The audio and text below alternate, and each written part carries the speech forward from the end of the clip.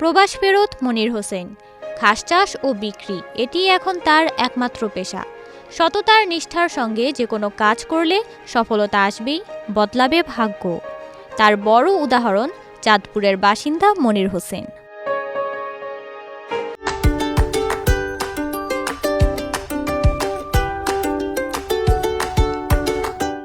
দীর্ঘ প্রবাস জীবন কাটিয়ে মনির ঘাস চাষ করে মাসে আয় করছেন লাখ টাকা।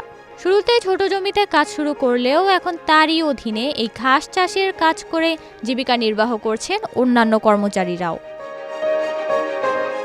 2013 সালে বাহরাইন গিয়ে দীর্ঘদিন বাগানে কাজ করেছেন মনির।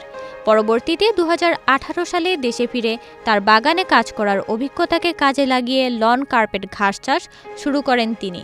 প্রথমে স্বল্প পরিসরে কাজ শুরু করলেও পরবর্তীতে আয় ভালো হলে পরিসর বাড়ান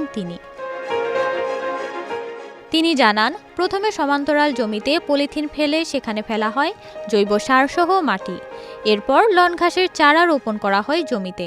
নিয়মিত আগাছা পরিষ্কার ও পরিচর্যা করে মাত্র 4 মাসে প্রস্তুত করা হয় পরিপক্ক ঘাস।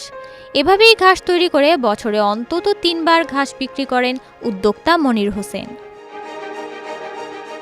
মনিরের সাথে কাজ করা শ্রমিকেরা জানান, অন্য কাজের তুলনায় এই কাজ আরামদায়ক এবং উপার্জনও বেশি।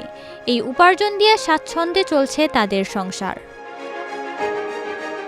তথ্য বলছে এই ঘাস চাষে উৎপাদন খরচ কম, এছাড়া বাণিজ্যিকভাবেও বেশ চাহিদা, ফলে এটি ব্যাপক লাভজনক।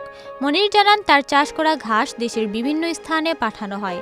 বাড়ির আঙিনা ও বিভিন্ন স্থানের সৌন্দর্য বাড়াতে শৌখিন মানুষেরা এসব ঘাস সংগ্রহ করে থাকেন। মনির জানান, বাণিজ্যিকভাবে লন কার্পেট ঘাস বিক্রি করে সফলতা অর্জন করলেও শুরুতে অনেকের কটাক্ষের শিকার হয়েছেন।